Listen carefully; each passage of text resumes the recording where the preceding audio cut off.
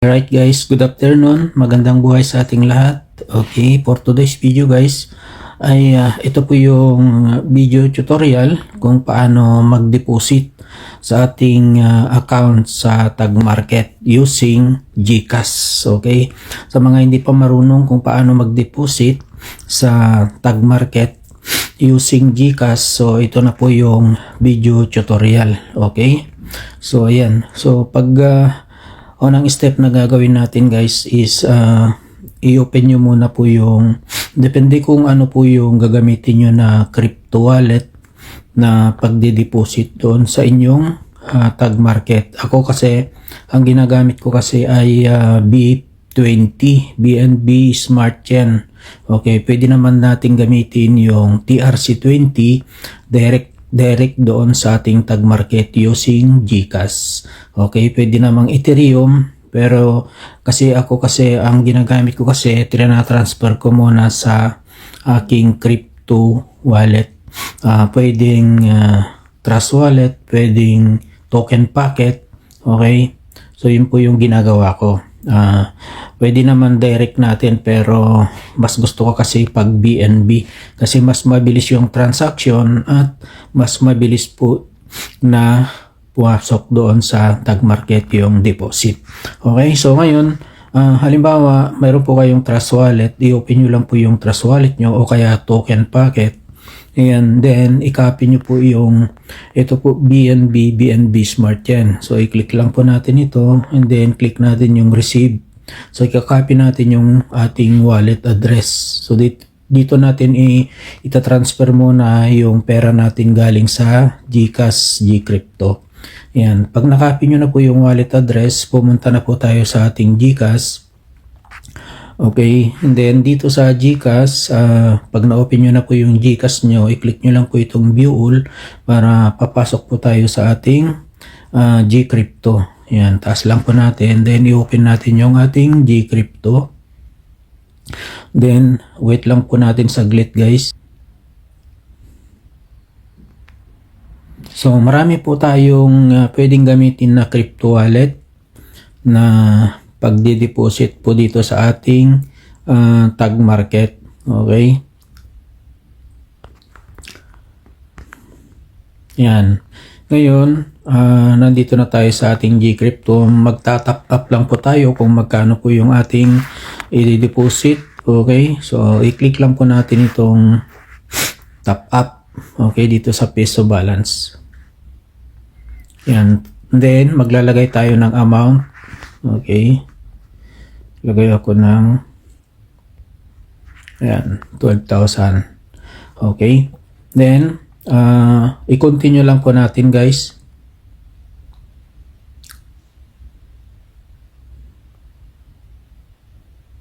Ayan. Then, i-click natin itong pay, PHP. Ayan. And then, ayan. Nakita nyo guys, successfully sent to Fidax. Ayan, okay. So, i-done lang po natin dito sa taas. Then, click natin yung okay. Tapos, back to crypto. So, ayan. Wait lang po natin. Papasok po dito sa peso balance. Ayan. So, nandito na guys sa peso balance. Nakita nyo dito sa peso balance. Okay. Ayan. So, ang gagawin natin guys ay dito sa baba, dito sa home, may katabi siya na dito sa market. Pwede natin i-click itong market o kaya dito sa see all. Okay? Parehas lang po yan. See all o kaya market. Then dito sa search bar. Okay? So katulad ng sinabi ko kanina, mayroon tayong pagpipilian dito. Halimbawa, gusto nyo pong i-direct kaagad sa TRC20, i-type nyo lang po dito USDT. Ayan, then pipiliin nyo po dito sa baba yung USDT, USD Tether Tron. Ito po yung pinakamababa. Ayan. Okay. Pag ito po yung gagamitin nyo. Okay. Ayan. So, ito po guys ay kailangan nyo lang po mag-buy ng USDT. Okay. Kung magkano po yung tinap up nyo kanina, yun po yung ibabay nyo po dito para makapag-buy po kayo ng USDT TRC20. Yan. Then, i-click nyo lang po itong buy. Yan. Tuloy-tuloy na po yan. Okay, mayroon na pong instruction dyan sa pagbabay. Pag click nyo po itong buy, ilalagay nyo lang po yung amount. Yan. Tapos ilalagay nyo lang po yung amount po dito. Yung PHP. Yan. Nandito sa baba, available PHP 12,000. Pag nailagay nyo na po yan, then itaas nyo lang po siya, and then makikita nyo po itong buy now, magha-highlight po yan. I-click nyo lang po yung buy now, then makabili na po kayo ng USDT TRC20. Okay? Ayan. So, ang gagamitin ko kasi dito guys is BNB. Okay? So, i-back ko lang po yan. Then, ang itatype po naman po dito, pag BNB, yung bibilhin po natin, BIP20, ang itatype natin dito sa search bar, BNB. Ayan. Then, lalabas po itong BNB. Tapos, i-click lang po natin itong BNB. Ayan. So, nakikita nyo guys, dito sa baba, buy. Okay. So, magbabay din tayo. Okay. Click natin yung buy. Tapos, dito sa PHP, ilalagay lang po natin yung amount dito. 12,000. Ayan. And then, done. So, ang bibilihin natin na BNB guys ay 0.3282165. Ayan, yung pong crypto quantity niya. Ayan po. Okay. And then, itaas lang po natin. So, nakikita nyo yung buy now, nag-highlight na siya. Then, click natin yung buy. Yun, your buy order is successful. Okay, yan po yung binili natin na BNB BIP20 0.32805886. Ayan, so back to dashboard lang po tayo guys. So, yung po pera natin dito sa peso balance, napunta na po doon sa taas sa portfolio value. Yan, so ayan na po. Mayroong 11,781. Mayroong gas fee. Okay. Nabawasan. Nabawasan ng gas fee. Magkano po yung gas fee niya? 12,000. Mahigit 200. 219. 219. Malaki din yung gas fee. 219. Ayan. Ngayon, ang gagawin natin dito guys ay i-click ulit natin itong market sa baba o kaya yung Seoul. Okay. Yan, market. Then, i-type ulit natin dito sa search bar yung BNB. Yan. Then, click natin yung BNB. Yan. Tapos dito, nakikita nyo dito guys, ay nandyan na po yung binili natin na BIP20 BNB. Okay.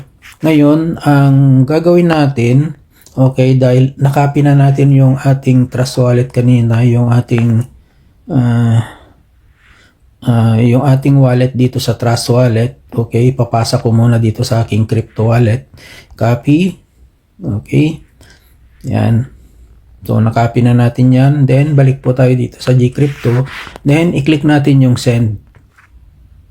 Yan. Tapos dito sa BNB, enter amount, i-click lang po natin itong green na max. Ayan. Tapos, i-paste natin yung wallet address po dito. Ayan. Then, na-paste na natin yung ating wallet address po dyan. Tapos, itaas lang po natin guys. I-click natin itong square na maliit. Tapos, network fee. Mayroon siyang gas fee ulit. 0.0002. Ayan. Okay. Then, click natin yung send. Send ulit. Tapos, kukuhanin po natin guys yung code doon sa ating email na ginamit dito sa ating GCash. Okay. So, ilalagay lang po natin yung code. Yan. Tapos, i-submit na natin. Submit code. Yun. Okay. So, we are processing your send request. Okay. Yan. Then, back to crypto po tayo. Tignan natin kung wala na dito, ibig sabihin na i-send na. Tignan natin dito sa portfolio. Pag wala na dyan, zero na siya. So, ibig sabihin, nandun na sa ating Trust Wallet. So, back na po tayo. Pumunta na po tayo sa ating Trust Wallet. Ayan. Tapos, i-back natin. Ayan. Okay. So, i-click lang po natin itong BNB Smart yan, guys. Ayan. Okay, so nandito na, guys. Okay, pumasok na 11,759.77. Ayan, so i-back lang po natin. Okay, tapos ang gagawin natin dito, guys. Okay. Ang gagawin natin dito, i-swap natin dito papuntang USDT Polygon. So i-click lang po natin itong BNB. Tapos i-click natin itong swap. Ayan, then click natin yung swap. Tapos lagyan po natin dito 0.02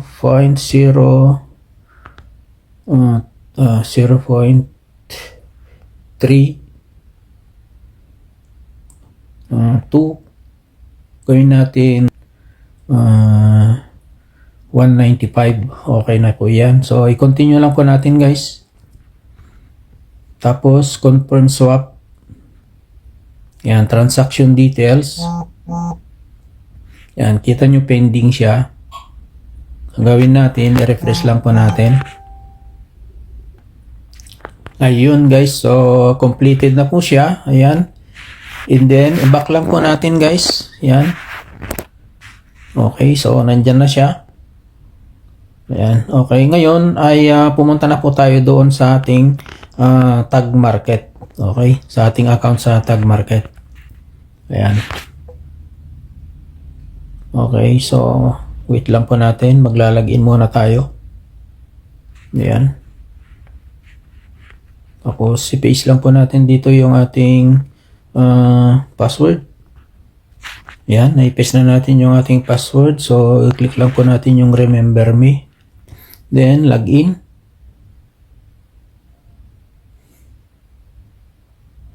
Ayan, so kita nyo, guys, ay 0 siya. So i-click lang po natin yung deposit. Tapos click natin itong other. Ilagay natin yung amount 195.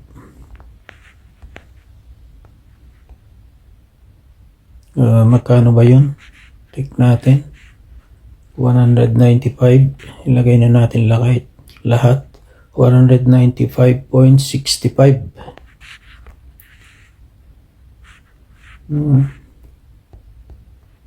0.65 para meron siyang gas fee eh. Yan, then click natin yung next. Tapos i-click natin itong crypto. Then submit natin. Ayan, tapos dito i-click natin itong Tether. Tapos i-copy natin itong wallet address BSC BIP20. Ayan, tapos i-click natin itong naka-highlight na blue. I-copy natin yung wallet address. Ayan, copied. Ulitin natin para sigurado. Ayan, tapos pupunta po tayo doon sa Trust Wallet. Okay. Tapos i-click natin itong USDT BNB Smart Chain. Tapos i-click natin itong send. Ayan, i-paste natin dito sa taas yung wallet address. Tapos i-click natin yung max. Okay. So ilagay na natin lahat. Tapos i-click natin itong next. Tapos confirm natin. Ayan, fingerprint, transaction details. Ayan. Okay, so kita nyo pending siya, guys. Ang gawin natin, i-refresh lang po natin. Yun, completed na po siya, guys. Ngayon, balik po tayo sa tag market. Okay, yan. Hintayin natin dito. Ayun, payment successful. Bilis. Yun po yung nagustuhan ko lang kasi dito sa BIP20, BNB Smart Chain, mabilis yung transaction. Kasi doon sa TRC20, maganda rin po yun. Kaso lang minsan, mabagal siya. Mabagal na pumasok. Minsan ay lalo na paggabi yung yung pagdi-deposit mo hindi pa papasok kaagad, kailangan mo pang mag-support. Okay? Yun po yung ayaw ko kasi doon sa TRC20. So dito sa BIP20 napakabilis yung pagdi-deposit. So kita nyo guys, payment successful. Ngayon ay refresh lang po natin guys. X lang po natin ito, mag-out po muna po tayo. Then refresh natin. Yun, nandyan na kaagad. So 195.56. Okay. So ngayon ay iti-trade na natin guys, ilalagay natin sa trading. Ang gagawin natin, i-click natin itong 4 lines dito sa may arrow. Tapos pumunta po tayo dito sa baba sa CopyX. Yan, tapos wait natin guys. Tapos dito sa may browse. Okay, tas lang po natin, click natin itong details. Yan. Kailangan Sonic po yung ating gagamitin. Okay, so dito sa investment amount ikalagay natin yung amount po dito 195. Okay, yan, tapos itaas po natin dito naman sa community token, i-click lang po natin yung arrow, then ilalagay natin dito hashtag capital na Stratify. Yan, para yung pong ating i-deposit na 195 ay magdodoble po yan. Okay? Ayan. Tapos magta-times 12 po yan. Ibig sabihin, pag minsanan lang ay times 24 po yan. Okay? Stratify. Then, click natin itong verify. Yan. Tapos dito sa baba, okay, sa hashtag, ang ilalagay natin naman dito is promo 24, yan, 24x. Okay, yan, capital dapat yung unahan. Yan, so nakita nyo guys, ay promo 24x. Then, isubmit na natin. Click natin yung submit. So, nag-check na siya. Okay, then itaas lang po natin. Tapos, i-click natin itong dalawang square dito na dito sa I have read and agree to the follow of CopyX agreement. Tapos pag nag-highlight na itong copy now, i-click na natin itong copy now. Yan. Yun, CopyX account created. So naka-create na tayo ng account, naka-deposit na tayo ng 195 USDT. Then ang gagawin natin para makita natin yung ating dineposit. So nandiyan na po siya, no? Ayan, 195 USDT. So dito sa total balance nag 24 times siya, nag times 24, kaya yung total balance natin ngayon na inilagay natin na 195 ay naging 4,680 ang total balance ko na dito. Ito po yung iti-trade ng Sonic AI Automated Trading Bot. Yan. So i-click natin itong strategies. Ayan. So para makita natin ng maayos. Ayan guys. So dito sa invested, kita nyo 195 na USDT. So, yan po ay nag-times 24 po siya. Kaya dito sa aking total balance ay naging $4,680. Yan. So, yan po yung iti-trade ng Sonic AI Automated Trading Bot. So, dito as in guys, wala kang nang gagawin. Pagka nakapag-deposit ka na dito, ilagay mo na dito sa Sonic Trading, ay as in, wala ka nang gagawin, matulog ka na lang, magtrabaho ka na lang. Ang gagawin mo na lang dito, maghintay ka na lang ng withdrawin mo. Okay, ganun po siya kaganda. At ang kagandahan pa dito, ayan, nag times 24 yung ilalagay mo, hindi katulad sa ibang basket. Kapag maglagay ka ng capital mo, yung capital mo lang yun lang po yung iti-trade ng platform. Pero dito sa amin sa Sonic AI, mag times 24 pa muna. So, yan po yung magiging total balance mo, 4,680. Yan po yung iti-trade ng Sonic AI sa amin. Ganun po siya kaganda. At ang maganda pa, ang isa pang maganda dito, pwede mo pang withdrawin yung capital mo kung halimbawa just in case na nagkaroon ka ng emergency, wala ka ng pagremedyohan ng pera mo, ay pwede mo pa rin kuhanin po itong inilagay mo na kapital mo. Yan po yung pagkaiba sa ibang platform. Okay? Yan po.